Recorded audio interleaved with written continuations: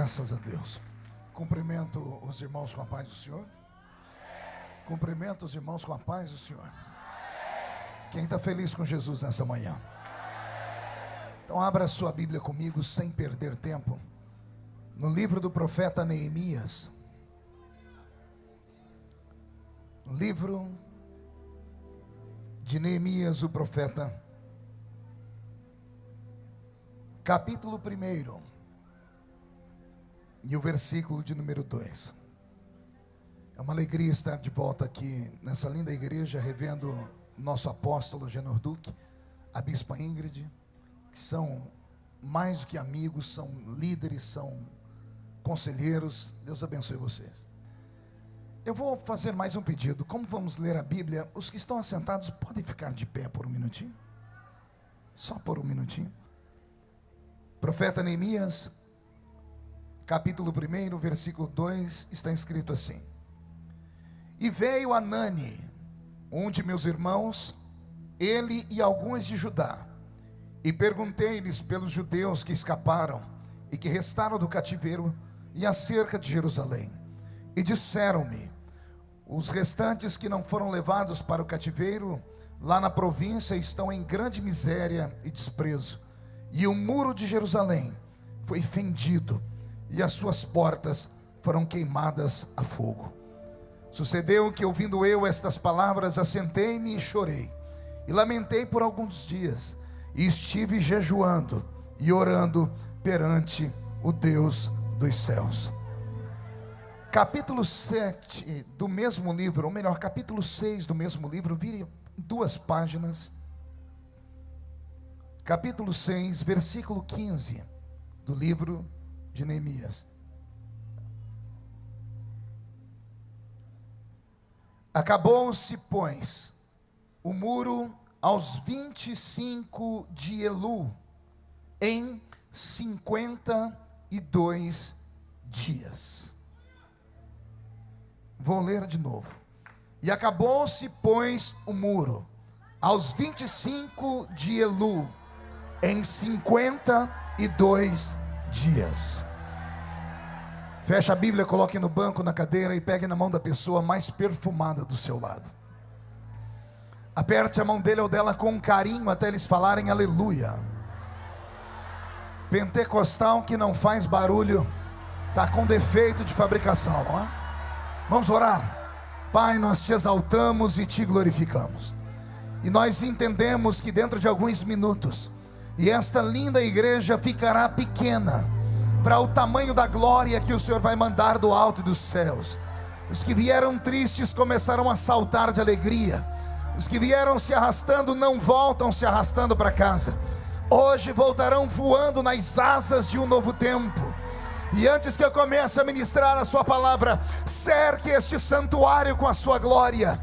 E num raio de 5 quilômetros, onde houver um demônio alojado, eu dou a esses demônios segundos para sumirem daqui, porque se não sumirem, serão queimados pelo poder da sua glória que aqui será derramada.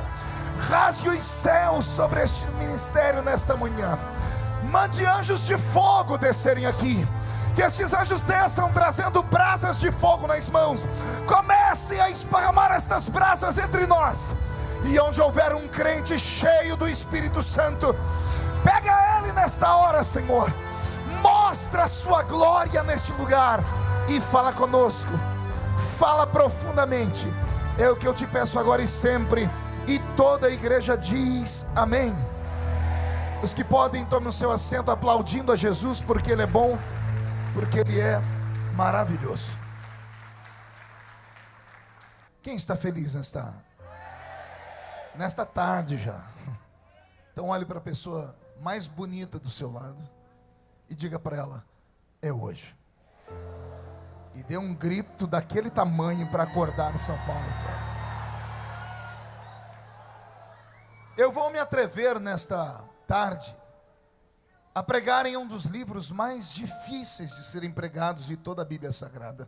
É um desafio para mim, porque o livro de Neemias, a quem eu chamo de profeta, muitos podem não concordar, podem dizer que ele não era profeta, mas apenas um instrumento para o cumprimento da profecia.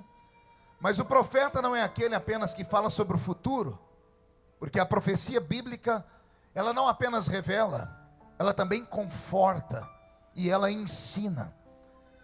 E o próprio nome dele já fala o que ele é: confortado por, ou confortado através de alguém. Esse é o significado da palavra Neemias, o nome dele dado pelo Senhor em hebraico. Um homem que foi confortado por Deus. Ao lermos a história de Neemias, a gente pelo menos se emociona, porque encontramos um judeu escravizado. E pelo que eu li da história dele, eu não queria estar na pele dele, apóstolo Agenor, porque nós conhecemos Neemias como o copeiro do rei. Só que quando estudamos a história, vamos ver que ele tinha contato não apenas com o rei, mas também com a rainha. E a palavra no hebraico dada a copeiro também pode ser traduzida sonoricamente por eunuco. E o eunuco era um escravo arrastado para dentro do palácio a contragosto, e ele era castrado, ou tinha a sua bolsa escrotal destruída, amassada. Por isso ficava perto do rei, por isso tinha intimidades com a rainha, intimidades assim, de poder entrar no quarto dela e servir a ela o café da manhã, para que não houvesse nenhum tipo de constrangimento. Esses homens eram castrados, e pelo que eu entendo de Neemias, ele era um desses homens. Então ele ocupava um cargo duplo. Não era apenas o copeiro do rei. O que era o copeiro? Era aquele que antes do rei tocar em bebida e comida, ele provava a comida, ele provava a bebida, porque os reis sofriam muita retaliação, e não era difícil encontrar traidores no meio do palácio que quisessem envenenar o rei, principalmente se fosse da família. E então o rei tinha um homem particular que caminhava com ele, trabalhava ao seu lado, como alguém que lhe era íntimo, e ele então provava a bebida e a comida do rei. O rei esperava um tempo para ver se o olho da pessoa ia virar, se ele ia ter algum tipo de reação no estômago, se ele ia vomitar, e depois então o rei tocava na comida e na bebida. Como eu disse a vocês, como ele também mantém contatos com a rainha, então ele, além de copeiro, era também um eunuco, então era um homem de extrema confiança do rei. Não era apenas um homem de extrema confiança por estar tão próximo e fazer parte como um escudo para que o rei não morresse. Como ele cuidava do maior bem que o rei tinha, que era o amor pela sua esposa, ele se torna alguém muito íntimo do ciclo real. E é por isso que no dia em que ele chega para servir o rei olha para ele e encontra sempre o Neemias sorrindo, alguém sempre que tem um conselho para dar, que tem uma história para contar. Neste dia em especial, Neemias entra na presença do rei e o seu semblante está fechado. Não há alegria, seu rosto está sisudo, seus olhos estão caídos, possivelmente marejando em lágrimas. O rei é tocado por aquilo. A rainha, que também estava por ali, deve ter tocado no marido, porque mulher geralmente é mais sensível, deve ter vindo da rainha o conselho: meu rei, pergunte o que ele tem, porque ele está com o semblante tão caído. E então Neemias abriu o coração para o rei, dizendo: não tem felicidade. Não tem felicidade, porque o maior bem que um homem pode ter é a sua família. O maior bem que um homem pode ter é a sua cidade, a sua casa, é aquilo que ele mais possui de honra, porque o lar para o homem é o seu reino. Você pode nem acreditar no que eu estou dizendo, mas lá na sua casa o senhor é rei, a senhora é rainha.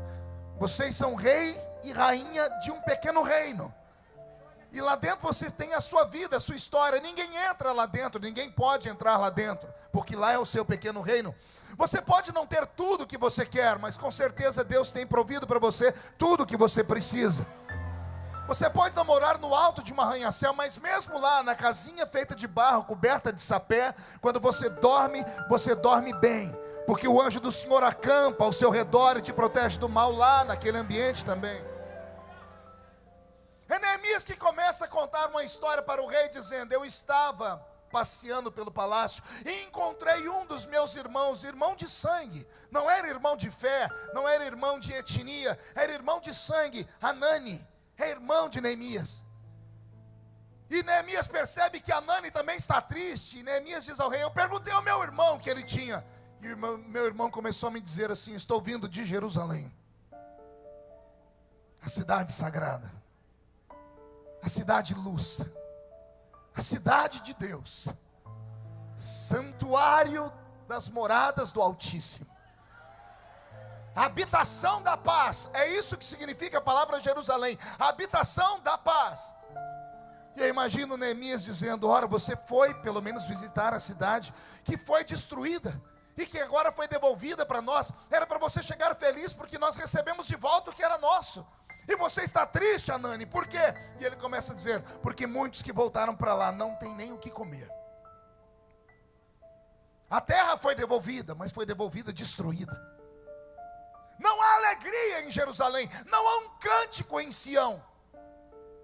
O templo que está sendo reconstruído, não conte para ninguém, Neemias, não é mais o mesmo. Não tem mais a beleza do templo de Salomão. Não tem ouro, não tem prata, não tem pedras preciosas. Não foi ele betumado com ouro derretido. É uma casa muito simples. A muralha que cercava a cidade com as suas 12 portas proféticas já não existem mais. No ano 607 a.C., Babilônia entrou dentro de Jerusalém. E um dos reis que entrou ali dentro, como rei Jeoaquim, ateou fogo na cidade, queimou os portões sagrados. Não ficando feliz apenas em queimar os portões, ele fez com que homens com seus cavalos amarrassem cordas nas pedras do muro da cidade e derrubassem a muralha inteira da cidade. Não ficando feliz apenas em destruir o muro que cercava a cidade, ele foi na casa de Deus, roubou os utensílios sagrados, queimou o santuário. Todo o ouro que tinha foi arrancado. E não era 1 quilo, nem 10 quilos. Eram toneladas de ouro que Salomão colocou dentro daquela casa. A glória de Israel havia sido roubada. E Hanani está contando para Neemias: eu andei pela cidade. Alguns são ricos, mas os ricos estão oprimindo os pobres. Vai vendo se alguma coisa disso faz sentido para você. Os ricos estão roubando os pobres. Tudo que a gente constrói de dia, antes de chegar à tarde já perdemos, porque não tem muralha cercando a cidade. Entram os homens de outros povos e nos roubam.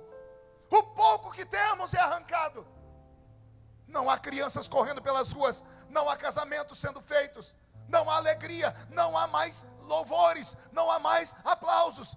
Os sacerdotes têm medo de ficarem no santuário, porque o santuário é muito pequeno, não tem mais beleza. A cidade não é mais a mesma. E Neemias guardou aquilo no coração. E ele começou a lembrar da velha Jerusalém, das histórias que ele ouviu de Jerusalém, das histórias que ele ouviu, porque ele nasce no cativeiro, mas o pai dele veio de Jerusalém, e o pai contou para ele a história. Há uma cidade linda onde Deus fala e habita. Há uma promessa de que um dia vamos voltar para ela, e que a glória da segunda casa será maior do que a glória da primeira casa. Neemias ouviu, cresceu ouvindo esse tipo de profecia, e agora que ele está diante de uma testemunha de que Jerusalém não vai bem, ele está junto com o rei, e o rei insiste em perguntar o que aconteceu, Neemias. Ele começa a contar a história que eu estou contando para vocês. A história tocou o coração do rei. E o rei disse: o que é que você quer? Qual o seu sonho, Neemias? Ele disse: ó rei, o meu sonho era voltar para a minha terra, reconstruir a minha cidade, levantar as muralhas de novo, para ver lá naquelas muralhas as 34 colunas onde ficavam os atalaias com as suas buzinas para tocarem, para que o meu povo pudesse, cada um deles, a um dia entrar por uma porta, tendo elas 12 portas espirituais, um deles entrar por essas portas para receber a sua bênção. Eu quero ver as crianças cantarem de novo, eu quero ver os levitas adorarem de novo, eu quero ver as pessoas sacrificarem de novo, eu quero ver Jerusalém voltar a glorificar, eu quero ver Jerusalém brilhar. E acontece um milagre, pergunte qual? O rei dispensa o empregado, não manda ele embora. Ele diz: você vai deixar de ser meu copeiro, vai deixar de ser meu eunuco, Eu vou lhe dar condições no meio do caminho, você vai passar pela minha floresta. Nessa floresta você vai levar o meu documento. O homem da floresta vai permitir que você pegue quanta madeira for preciso. E você vai ter empregados, e vai ter dinheiro, e você vai voltar para Jerusalém. Meu rei, mas não é um trabalho de um dia. Não interessa quantos dias. Você vai restaurar a sua casa. Alguém crê em profecia? Comece a receber, não interessa quantos dias. Hoje, ao sair daqui, você vai restaurar a sua casa. Vai haver um reboliço lá na rua onde você mora. Vai haver um reboliço na sua igreja. Vai haver um reboliço no seu trabalho. De hoje até segunda-feira, a tampa da chaleira vai voar na sua casa. Eu estou com a minha barba arrepiada. Deus está falando conosco, e está falando com você em casa também. O Senhor está dizendo que Ele vai usar alguém, e este alguém vai lhe dar condições, e você vai voltar para o seu reino, e o reino que estava caído vai ficar de pé, o que estava destruído será reconstruído, e a glória da segunda casa será maior que a da primeira.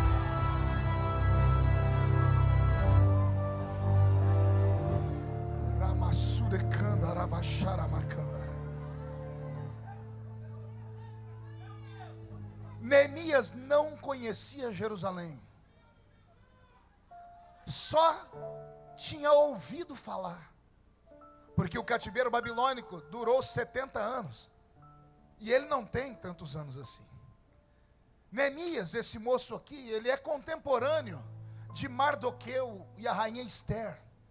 Ele conheceu a história deles, porque o próximo rei que vem depois do rei Assuero, que é o rei que honra Mardoqueu e a rainha Esther, que você conhece, é o rei Artaxerxes, que é o rei que agora Neemias é o copeiro dele. Neemias ouviu as histórias de Jerusalém, mas não conhecia Jerusalém. Quando ele coloca os pés na cidade, a coisa piora. Pergunte por quê. Quando a gente fala, vamos levantar a muralha, a gente pensa logo no muro da nossa casa, né? Qual é o tamanho do muro da sua casa? 10, 12, 15 metros? 20, se for muito rico é uns 30, 40. A muralha de Jerusalém tinha mais de 4.000 metros. Era 1 quilômetro quadrado. No ano 1535, se não me falha a memória, na época do Império Otomano, quando os otomanos dominaram Jerusalém, eles levantaram uma muralha ao redor da cidade. Ao levantar a muralha ao redor da cidade, eles mapearam, foi 4.018 metros para levantar. Uma muralha que não era um murinho fino como a sua não. Ela tinha, eu anotei aqui, 12 metros de altura e 8,5 metros de largura. Dava para 2 carros andarem ao redor, em cima da muralha. O Império Otomano, eu estou falando de um reino inteiro, de gente rica, importante, de califas que tinham dinheiro, levaram 3 anos para construir o muro. Aí Deus põe um copeiro, que quando olha o tamanho da cidade, não fugiu. Quando viu que ia ser gasto, não amorteceu, não deu ousadia ao diabo. Não olhou o tamanho da obra, ele olhou a obra pronta, ele enxergou a obra plena. Aí juntou meia dúzia de gente maluca e disse, vamos reconstruir a muralha. Alguém olhou e disse, vai 10 anos, vai uma vida inteira. E não é que ele conseguiu levantar a muralha em 52 dias. 52 dias. O ano tem 52 semanas. Olha que interessante. O que seria para ser uma obra em um ano, e eu falei para vocês que os otomanos levaram 3 anos, ele fez em 52 dias. Só que não foi uma obra onde ele começa a levantar e não teve obstáculos nem problemas. Sempre aparece a desgraça de um Sambalate, de um Tobias, de um Gesem. Sempre aparece aqueles que têm a língua maior do que a gravata do seu pastor. para olhar e dizer assim: esquece, não vai dar conta, isso aí não vai ficar pronto nunca, nunca vai acontecer. E se você não parar de dar ouvido a derrotados, você vai ser derrotado com eles. Enquanto você ouvir essas pessoas que nada fazem pelo reino, e quando vem alguém fazer, se mete na história, você não pode ser contaminado por eles.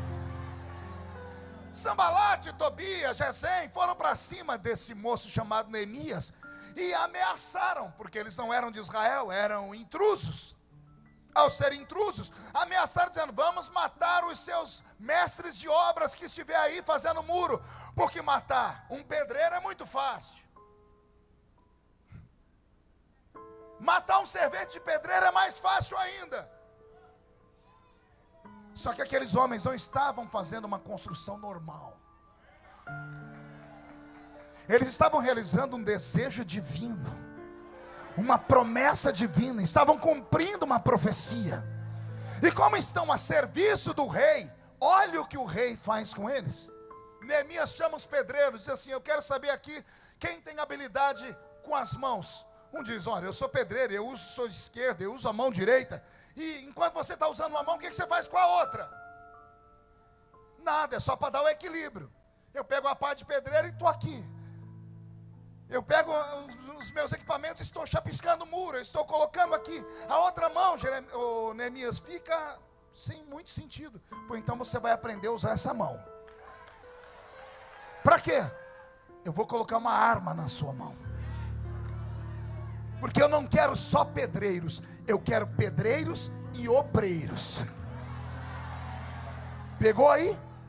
Pedreiros e obreiros. Tem muita igreja que acha que o obreiro é só pedreiro. Eu venho da Assembleia de Deus, e a Assembleia de Deus tem muito disso. Inclusive, quando fazia as reuniões de obreiros, o melhor obreiro aplaudido era aquele que mais construía templos. Aí a gente até brincava: aquele ali foi consagrado a pedreiro, não é obreiro. Mas Neemias não, ele pegou pedreiro e transformou em obreiro. Botou uma espada na mão deles. Aí Sambalate, Tobias e os Manés, quando vieram de longe para pegar os pedreiros, de longe enxergaram um com a mão aqui passando aquele negócio, chapiscando o muro, a pá, rebocando o muro, e na outra mão uma espada que brilhava. Os homens começaram a dizer: calma aí, ali já não é mais obreiro, tem pedreiro ali também. Tem pedreiro e obreiro, virou uma coisa só. Não são homens normais. O que é que eu estou dizendo com esta palavra? A reconstrução da sua vida, a reconstrução do seu casamento, a reconstrução do seu ministério, a reconstrução da sua empresa, a reconstrução do seu sonho, não será por vias normais, não será por vias naturais. Deus vai te levantar com uma unção dobrada. Deus vai te dar uma unção dobrada. É uma unção para reconstruir e proteger. Porque a glória da segunda casa, repito, será maior do que a glória da primeira.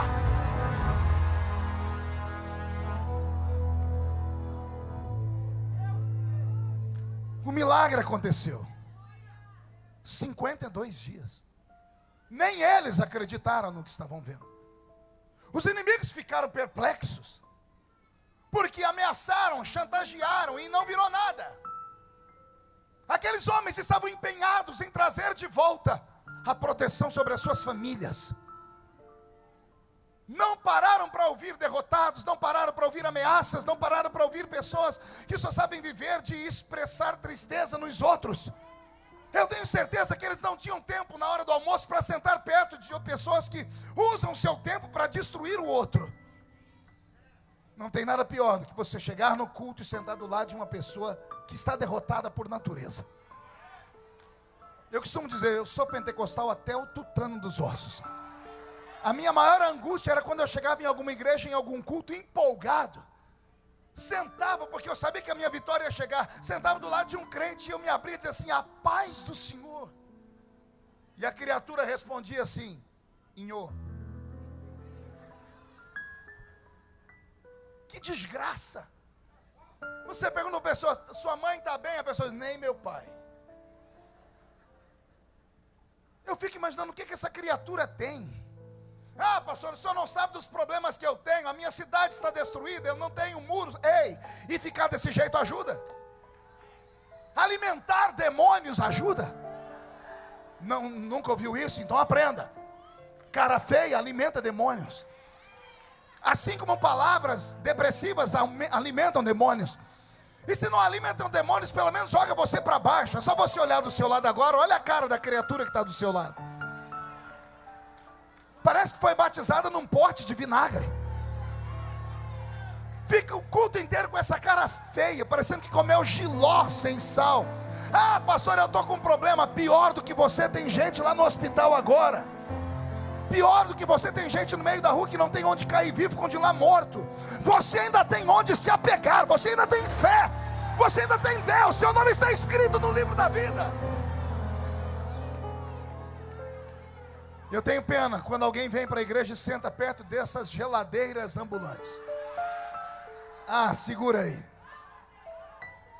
Se você ficar mais 5 minutos perto dessa criatura, é perigoso você pegar um resfriado, de tão gelada que ela é. Em contrapartida, se você sentou perto de um Neemias.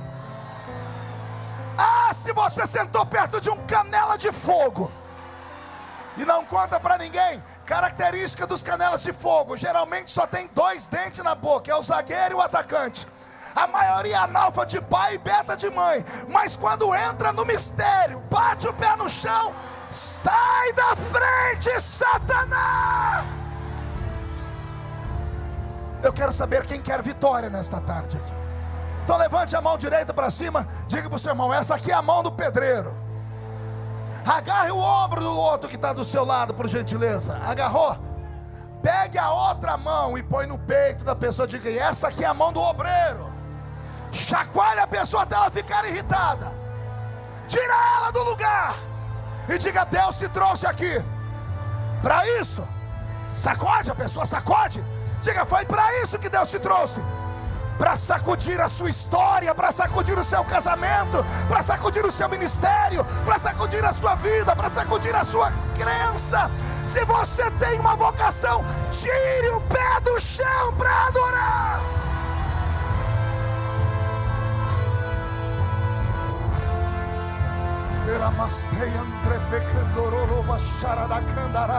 Recebe, Brasil, recebe a unção da reconstrução. Se levantarem 11.000 demônios contra ti nesta tarde, 1.000 cai de um lado, 10.000 cai do outro lado, e você não pode ser atingido. Nenhuma arma forjada contra ti prosperará.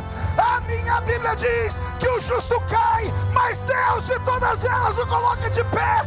Esta é a tarde da reconstrução. Recebe essa inspiração e dê um grito para acordar o Brasil inteiro. Senta aí, Neemias. Esta palavra não é para gente normal. Pergunte por que não. Porque os normais só conseguem acreditar naquilo que faz sentido. Normais só acreditam naquilo que é lógico, naquilo que pode ser reproduzido em um laboratório através da química, da física e da matemática. Normais são aqueles que só acreditam em profecias ou promessas que são simples. Isso aqui não é para gente simples. Isso aqui é para gente doida. É para gente maluca. Por quê, pastor? Porque todo maluco é atrevido. Esses malucos vão chegar em casa, vão se atracar a esta promessa, vão ver o lugar onde tinha muro, não tem mais nem tijolo, mas vão enxergar uma muralha e vão começar a trabalhar. Anote o que eu estou dizendo: vai haver um reboliço na sua família, na sua casa, na sua história, e ninguém tem nada a ver com isso.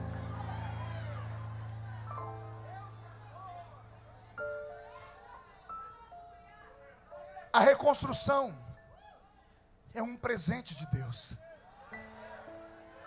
Porque a reconstrução vem após um tsunami, uma guerra, uma tempestade, um terremoto. Ah, pastor, mas está tudo destruído. Ei, você sobreviveu. Você vai ter história para contar. Vai acontecer com você o que tem acontecido comigo. Pergunte o quê?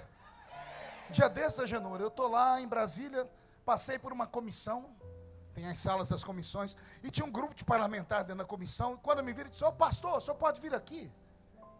Fui e falei: pois não. Pastor, o senhor pode fazer uma reza braba para nós aqui? Todo mundo com medo da Lava Jato. Falei: vamos fazer uma reza brava, vamos lá. E alguém falou: como é que é a reza brava, pastor? Foi: pega na minha mão aqui.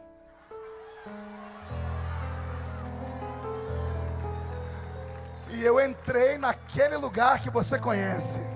Passei pelo átrio, lugar santo. Quando eu cheguei no Santo dos Santos, bati o pé no chão e dei um grito. Quando terminei, eu olhei, tinha uns assim. E tinha outros assim. Quando eu estava, falei: tá bom, senhores, posso ir? Um desses: o senhor, pastor, o senhor tem o corpo fechado, né? Eu falei: é claro que eu tenho. Ô pastor, ensina nós a ter o corpo fechado. Eu falei: ensino. Como é que a gente faz? Encontra uma igreja. Ah, pastor, mas eu já vou numa. Eu falei: não, eu estou falando igreja de verdade. Naquelas que ninguém entra por causa do barulho. Naquelas que as pessoas é tudo louca, que você passa, parece que tem uns lá que recebe o espírito do Bruce Lee. E aí eu falo: por quê, pastor? Foi: porque no meio desse povo, se eu conheço o meu Deus, Ele vai tomar um deles e vai falar com você o que você tem que fazer, porque Deus ainda tem os seus profetas.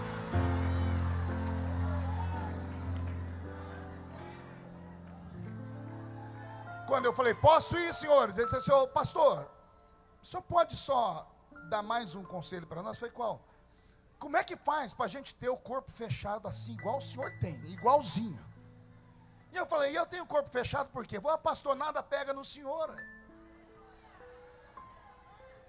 Tudo que era para pegar no senhor, para te destruir, te deixa mais famoso. A gente fala: agora morreu. Esses dias atrás botaram um apelido em mim, me chamam de Highlander. Eu nem sabia o que era isso, fui ver: imortal. Já viu no avião esses dias? Tudo que é para fazer para me destruir, só me faz melhorar. Aí fala: pastor, como é que faz? Por que o senhor tem o corpo fechado desse jeito? Eu disse: eu tenho o corpo fechado desse jeito por causa de uma coisa só. Todo mundo esticou a cabeça: o que, pastor? Vai contar o segredo? Eu disse: vou. Eu disse: porque eu tenho uma promessa. Ai, para onde eu estou indo? Eu vou repetir. Eu disse a eles: isso acontece comigo porque eu tenho uma promessa.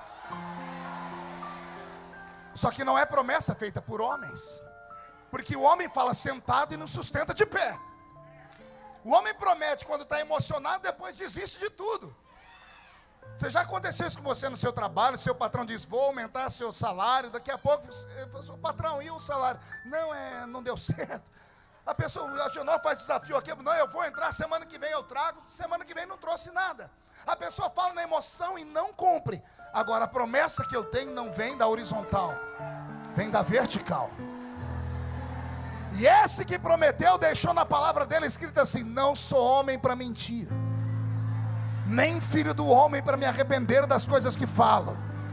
Quando o filho dele passou por este mundo, ele sancionou essa lei dizendo: passa o céu, passa a terra, mas as minhas palavras não podem passar jamais.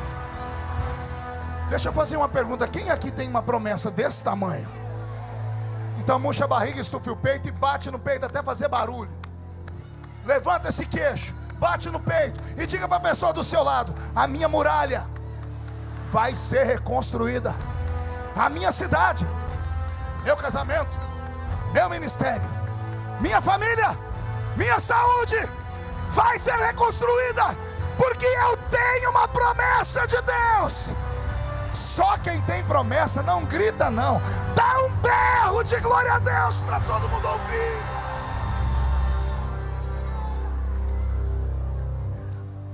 Você está debaixo de uma promessa.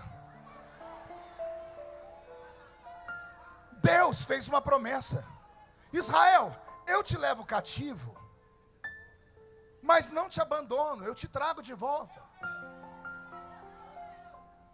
O cativeiro pode ser destruição para qualquer um, menos para quem serve a Deus. Até quando você vai deixar de entender Deus? Você acha mesmo que o diabo, esse infeliz, pode tocar na sua vida a qualquer hora, a qualquer momento?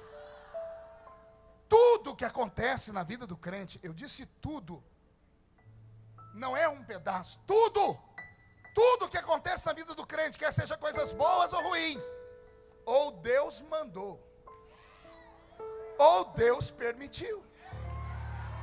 Pastor, Deus é sádico? É claro que não. Então por que Ele deixou passar por esse funil? Porque Ele quer te melhorar. Quem já leu Jó deve ter filosofado: porque Deus deixou o diabo tocar em Jó? Simples. Deus olhou Jó, elogiou Jó e disse: ele é tão bom, tão abençoado, que o que ele tem é pouco. E eu não posso dar a ele, a não ser que eu quebre leis. E eu não vou quebrar leis. Eu só posso dar a ele em dobro se alguém roubar dele. Então eu deixo o diabo roubar, e depois faço o próprio diabo vir para devolver em dobro. Você não entendeu? Eu vou falar de novo. Esse que agora te atormenta, que pensa que é seu inimigo, ele é seu amigo. Só que ele não sabe disso ainda. Não entendeu? Vou falar de novo. O seu inimigo, ele é seu amigo. Só que ele não sabe disso. Diga assim para mim: prova, pastor. Meu Deus, já preguei nesse púlpito aqui. Eu acho que eu sou o único pregador que defendo Penina. Alguém lembra de Penina na Bíblia? A opositora de Ana?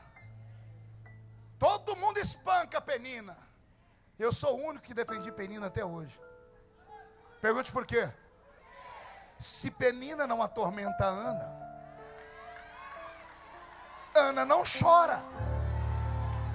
Se Ana não chora, Ana não geme. Se Ana não geme, o sacerdote gordo e cego, lá da Bíblia, o povo é triste, o povo é maldoso aqui, não. O sacerdote Eli não vai lá com a coxa de frango, com a barba cheia de gordura, ver Ana chorar no altar. E ele vai dizer assim para ela: ô, isso é hora de estar bêbada, é? Ana podia ter corrido, falou: não volto mais nessa igreja nunca mais. Dei meu dízimo à toa, porque ela tinha acabado de dizimar. Mas ela olha para o sacerdote e diz o que para ele? A tua serva não está bêbada, está chorando. Eli ficou com tanta vergonha que ele abriu os olhos e disse: está chorando por quê? Porque eu não tenho filhos. Ele limpa a boca, tira a gordura e diz: assim diz o Senhor, dentro de um tempo você vai entrar por esta porta trazendo o seu filho. Aí nasceu Samuel. Aí nasceu quem? Então a matemática é essa: sem Penina não tem choro de Ana. Sem choro de Ana não tem gemido. Sem gemido não tem problema provocado pelo sacerdote. Se o sacerdote não comete pecado, ele não se arrepende. Se ele não se arrepende, ele não profetiza. Se ele não profetiza, Samuel não nasce. Eu passei a vida inteira vendo todo mundo gritando: maldito Golias, desgraçado, infeliz. Ai, Jesus, quando você chegar no céu, pergunta para Davi: Davi, o que você achava de Golias? Para todo mundo ele vai dizer assim: era um miserável. Mas num cantinho ele vai dizer assim: ai, se não fosse Golias. Não entendeu? Sem Golias, Davi não aparece como gigante de Deus na terra. Você está entendendo onde eu quero chegar? Sambalate, Tobias, Gesem, sua sogra, sua cunhada, seu vizinho, seu patrão, seu amigo, com todo respeito, seu pastor, são meros instrumentos para te provocar. Vou falar de novo. Deus está te provocando. Vou falar de novo. Deus está te provocando para ver até onde você vai, Deus não quer ver você sentado, de braço cruzado, com esse peitinho murcho, parecendo que tomou uma pedrada, olhando, passando o culto inteiro filosofando em lágrimas, dizendo to be or not to be, that's the question. Não! Deus quer te ver revoltado. Deus quer te ver segurar essa cadeira por baixo. É hoje que eu saio daqui e agarro o diabo pelo chifre, e esfrego o focinho dele no chão, e mostro para ele que eu não nasci para ser humilhado, eu nasci para ser exaltado e abençoado. Jerusalém será reconstruída 52 dias. Ai meu Deus, falei, me arrepiou tudo. Repito, 52 dias. Se alguém crê em profecia, anote aí: 52 dias, e os seus inimigos vão se curvar. 52 dias, e a sua família vai ficar de boca aberta. 52 dias, e a promessa vai se cumprir. Quem crê nisso, reage. Reage, reage, reage.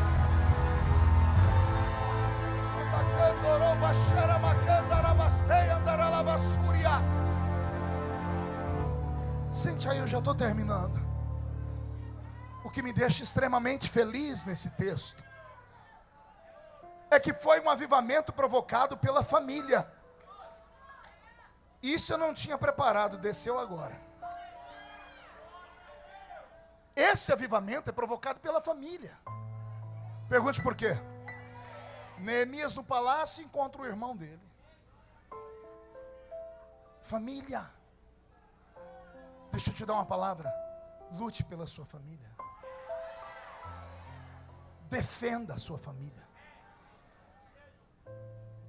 Família é o único órgão ou organismo que aguenta ir com você onde ninguém vai. Jesus está pendurado na cruz. Ele olha para o céu. Deus fechou a janela. Tem dias que até o céu fecha a janela para nós. Ele olhou para frente, o povo que ele multiplicou os pães, curou, estava todo mundo ali, não teve um para gritar: tira ele da cruz. Ele teve que interceder por eles, dizendo: perdoa eles, porque eles não sabem o que fazem. Quando ele estava vencido, porque lá de cima não veio ajuda, e da frente também não, ele abaixou a cabeça. Quando ele abaixou a cabeça, ele viu lá no pé da cruz a mãe dele.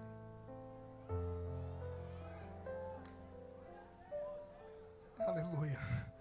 A mãe agarrou o pé da cruz, o sangue está caindo sobre ela, e ela está dizendo: você não está sozinho, filho, eu estou aqui. Eu estou aqui do seu lado, fico com você até o último minuto. Valorize a sua família. Que Deus nesta tarde levante uma muralha de fogo ao redor da sua casa. Que o Senhor levante uma muralha de fogo e restaure os elos que estão separados. Família não é perfeita, mas é sua família. Ore pelos seus amigos, mas ore pela sua família. Ame os seus amigos, mas ame a sua família. A muralha foi restaurada. Estamos dentro de Jerusalém. Está tudo belo, sim ou não? O trabalho de Neemias é como se acabasse por aqui. Ele é elevado à estatura de governador, e ele volta para a Pérsia. E depois ele recebe uma outra visita. 12 ou 13 anos depois, alguém diz para ele: Jerusalém está precisando de outro renovo. E ele pergunta: o que foi? Destruir a muralha de novo? E alguém disse: sim, mas não é aquela de pedra. A muralha da fé. Neemias entrou em Jerusalém e viu o povo em pecado. Pergunte por quê? Porque eles reclamavam do templo. O templo construído não era o que eles queriam. Eles queriam um templo como o de Salomão. E o templo que tem agora é muito pequeno. Não tem beleza, não tem ouro. E alguns se recusaram a congregar lá dentro. É nesse período que Deus levanta o profeta Ageu. E ele vai dar um grito no ouvido de Israel: a glória da segunda casa será maior do que a glória da primeira. Você pergunta isso para os judeus, eles não entendem. Pergunte por quê. Nunca mais aquele templo teve ouro e prata daquele jeito, do templo de Salomão. Humanamente falando, isso foi uma mentira. Mas o profeta não fala pela terra, ele fala pelo céu. O templo de Salomão não teve a metade da glória que teve o templo de Zorobabel. E Zorobabel é um dos apelidos de Neemias, por isso é chamado templo de Zorobabel, porque Neemias auxiliou também na reconstrução de tudo isso. Pastor, então, por que a glória desse templo foi maior do que a glória do primeiro? Porque esse segundo templo recebeu Jesus. Quando Jesus passou pela terra, era lá nesse templo que ele pregava. Um dia ele pregou tanto e as pessoas ficaram tão felizes que ele olhou para cima e disse: destrua esse templo, e em 3 dias eu reconstruo ele. Tentaram matar ele por causa disso, mas ele não estava falando daquele templo, ele estava falando: tem um templo maior do que esse. Eu sou esse templo. A glória da segunda casa é maior do que a glória da primeira. E aqui eu quero fazer uma rápida colocação. Vou pedir ao Robson que mude a música, porque nós não podemos ser hipócritas. Todos nós entramos na igreja, ouvimos o pastor falar que vamos conquistar, vamos reconstruir, vamos vencer, vamos conseguir. Alguns até conseguem, mas nem todos. Eu queria que você perguntasse para alguém que teve o casamento dissolvido uma vez, por causa de uma traição, e que reconstruiu o casamento. Queria que você perguntasse para ele se a glória da segunda casa é maior que a da primeira.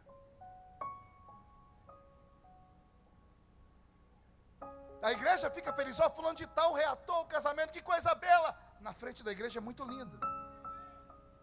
Agora o problema é quando eles entram dentro de casa.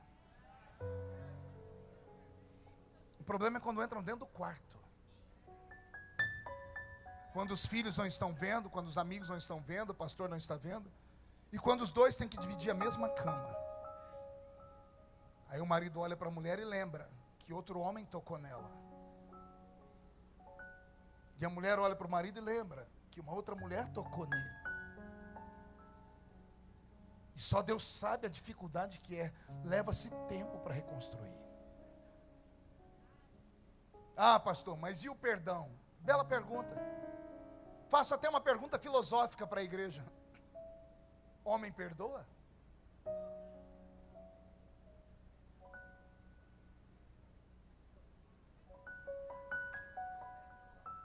Se perdão é esquecimento,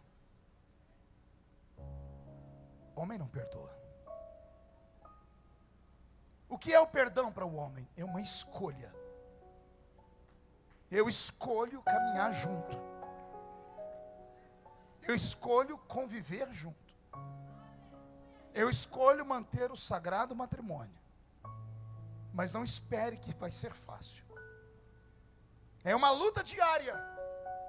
É todos os dias ter que pegar a argamassa e passar no muro de novo. Porque o muro está em pé, de vez em quando ele trinca.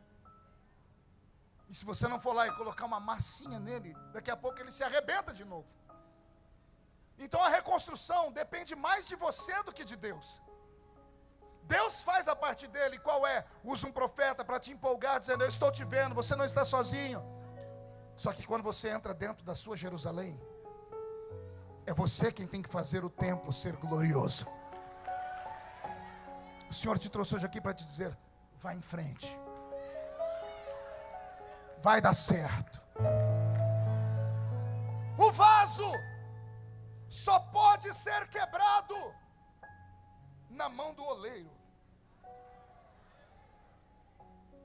Quantas vezes na igreja eu estou lá no culto e a gente começa: desemboca o vaso, Jesus, enche de azeite, enche de azeite.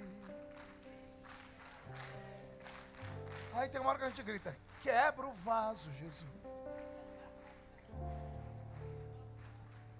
Segura aí. Eu quero ser, Senhor amado, como um vaso nas mãos.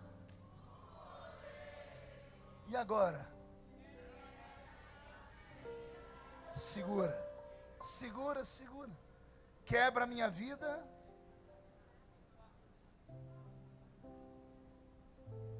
O vaso só pode ser quebrado quando ele está sendo confeccionado na mão do oleiro.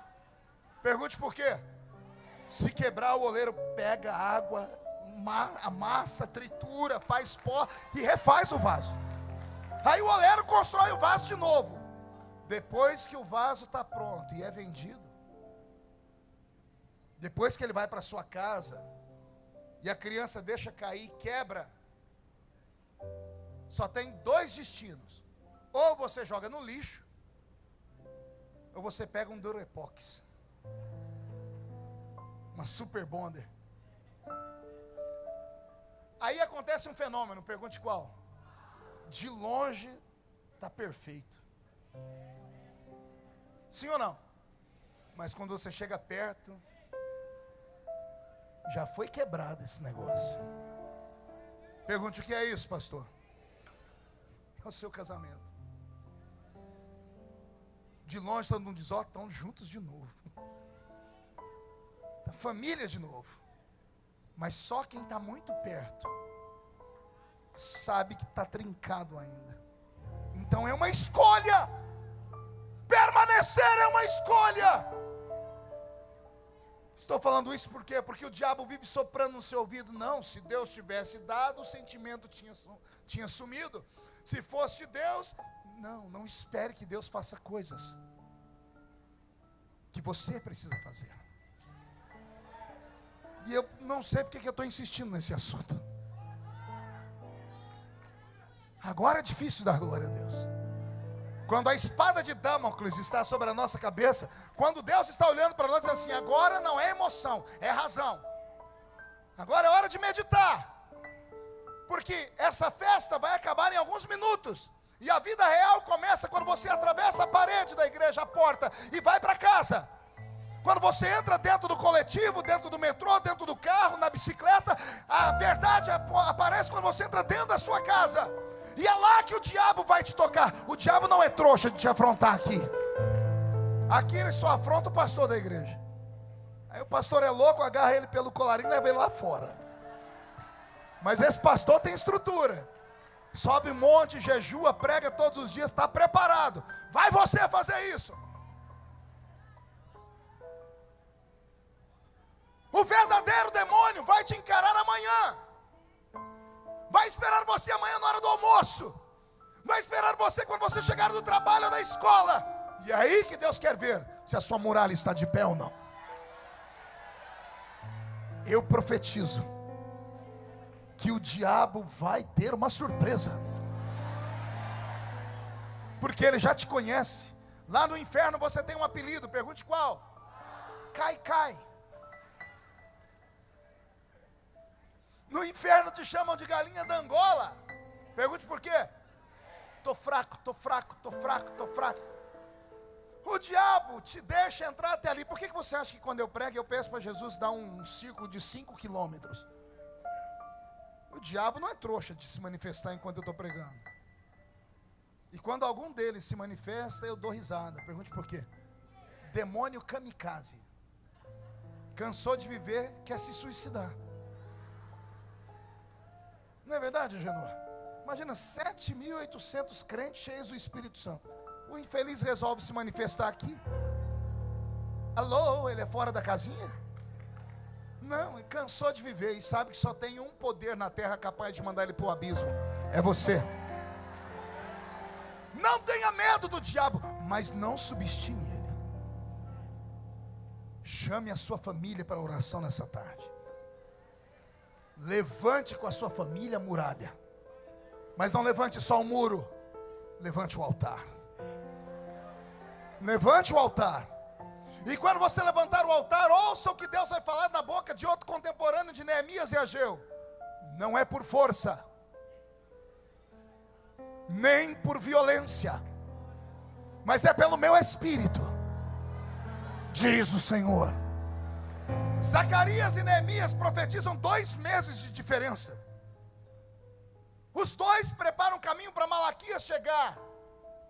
E todos esses são contemporâneos de Neemias, que se levantou para restaurar. Ou seja, não é uma construção de um homem só. É uma construção de várias pessoas, de vários momentos, de várias orações. Se o seu milagre não chegou agora, por gentileza, não saia por aquela porta murmurando, gritando, xingando. Não.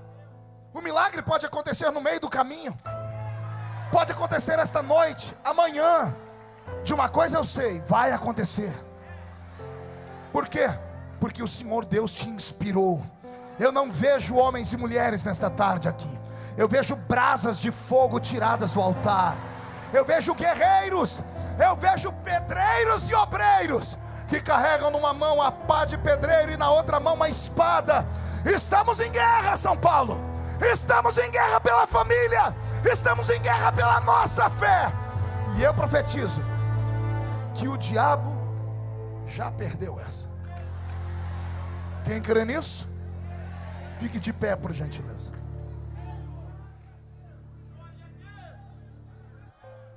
Pegue na mão de quem está do seu lado.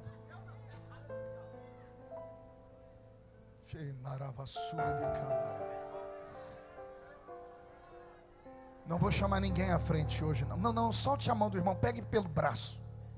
Diga, somos um exército aqui. Um exército de um homem só. O seu músico já saiu, Agenor? Aquele moço. Jô, ele está sentado aqui. Era o meu sonho ver ele tocar comigo. Vem, Jô. Vem, Jô. Ei, não é para você segurar o braço da pessoa assim, não. Pastor, desculpe incomodar o senhor. Sim. Eu estava chorando ali porque o senhor falou uma coisa muito forte. Por maior que seja a destruição, a gente sobreviveu. Nós sobrevivemos. Você já é um campeão. Ontem à noite no Rio de Janeiro, eu falava sobre nascimento. Porque tem pessoas que desistem de viver, desistem dos sonhos, Bispa Ingrid. Elas não se aceitam, tem crises existenciais. O ser humano tem crises exatamente porque é imagem e semelhança de Deus. Animal não tem crise, anjo não tem crise, só o ser humano tem crise. E eu comecei a tentar motivá-los, dizendo a eles assim: olha, ninguém aqui é derrotado. E aí você pode dar 1 milhão de desculpas, e eu profetizo e afirmo: ninguém é derrotado. Pergunte por que não? Porque Davi disse assim: tu me sondas e me conheces. Desde que eu era pequeno e informe. A minha aliança é pequena, mas ela tem forma. O brinco que está na orelha da irmã aí, um pontinho, uma gotinha de água, ela é pequena, mas tem forma. Um grão de mostarda é pequeno, mas tem forma. Davi está dizendo assim: o Senhor me conhece quando eu era pequeno e sem forma. Pergunte para mim, o que é que ele está falando, pastor? Davi está dizendo assim: o Senhor é terrível. O Senhor assistiu aquele dia em que o meu pai amou a minha mãe, ou violentou a minha mãe, ou abusou da minha mãe, ou estuprou a minha mãe, não me interessa. O Senhor estava vendo. Quando meu pai plantou no corpo da minha mãe a semente de vida. E quando meu pai plantou a semente, não era só eu lá dentro nadando, não. Era eu e milhões. Milhões! Você assistiu aqui as Olimpíadas do Rio de Janeiro? Lembra aí daquela cena das pessoas nadando? 10 nadadores, os melhores do mundo. Dá um tiro, eles pulam na água e atravessam 100 metros, 200 metros, vão e voltam. Ganha quem chega primeiro, sim ou não? Imagine que logo no primeiro dia da sua existência, você foi colocado numa raia e você olhou para a esquerda, tinha milhões de nadadores. Aí você olhou para a direita, tinha mais milhões. Aí você olhou para frente, não era 100 nem 200 metros. Pela ciência, quando o homem planta no corpo da mulher a semente da vida, o canal pelo qual corre, Agenor, da entrada do corpo da mulher até o óvulo, é como se você saísse nadando da Praia de Santos e fosse até o Canal da Mancha, lá na Europa. É a distância que você teve que nadar. Então imagine, você está aqui, milhões, alguém vai dar um tiro, e você tem que pular e nadar. E detalhe, só um vai atravessar a faixa. Raramente Geralmente dois acontecem os gêmeos que não são siameses, né? Quando é siamês, o óvulo quebra em dois, mas quando é macho e fêmea que nascem do mesmo óvulo, é porque dois conseguiram fecundar, é raríssimo. O normal é um só atravessar. Ó Davi dizendo, o Senhor é terrível. Quando deu o tiro, o Senhor viu eu nadando do lado de um monte de gente. Ei, não conta pra ninguém, podia ter nascido alguém melhor que você, mais bonito que você, mais inteligente. Podia ter nascido alguém que descobrisse a cura do câncer. Podia ter nascido um novo Albert Einstein. Deus olhou para todo mundo nadando lá dentro. Ele olhou para todo mundo e ele foi com a sua cara. Ele olhou, ele te viu ser chato, ranzinza, cri-cri, temperamental, com as suas fraquezas, seus defeitos. Ele podia ter dado, falando, não, vai você do outro lado, é você que eu vou ajudar. Não, vai você, esse aqui eu não quero. Não, ele olhou para você e disse, é você que vai nascer. É você que vai nascer. Agora vem a pergunta e eu termino aqui. É a pergunta que não quer calar. Pergunte qual? O que Deus viu em você? O que Deus viu no Agenor? O que Deus viu em mim? O que Deus viu na gente? O que foi que Deus viu na gente? Ninguém sabe, não tem resposta. Porque a gente tem dia que não se aceita. Tem dia que eu não olho no espelho só para não ver crente na minha frente. Sou ser humano, sou um ser humano. Tem dia que eu me escondo, me tranco no quarto, não dou bom dia para ninguém. Tem dia que eu não me aceito. Aí ele, dono de tudo, olhou e disse, vai nascer, eu vou te usar. Eu vou fazer você passar pela moenda, pelo vale da sombra e da morte. Quando estiver morrendo, eu te ressuscito das cinzas. Quando a muralha cair e quebrar, eu reconstruo, porque você é um sobrevivente. Só tem uma explicação, pergunte qual? Tem alguma coisa para acontecer que ainda não aconteceu. Só tem um motivo para você estar vivo ainda, estar de pé ainda. É porque alguma coisa na sua vida ainda não aconteceu. E se ele te sustentou, é porque é muito grande. É porque é violento demais. Se você crê no que eu estou falando, traz a pessoa para junto de você. Vai, sobrevivente!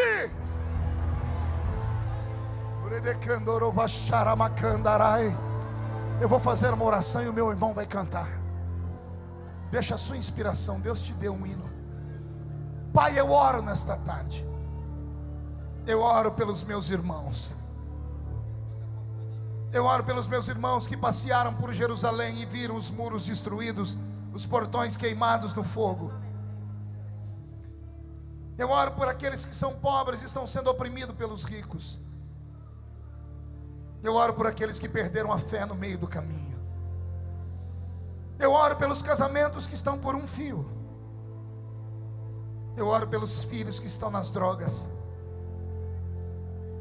Eu oro pelas empresas que aqui estão representadas, que sofreram traição dos sócios.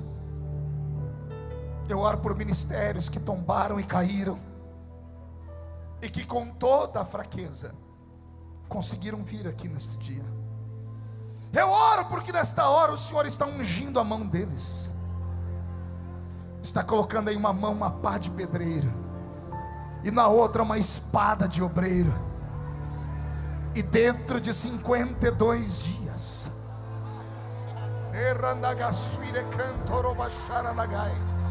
dentro de 52 dias, o vento vai soprar, as trombetas vão soar, as emissoras de rádio e televisão vão noticiar, os vizinhos vão ficar espantados. Vai haver um reboliço acontecendo.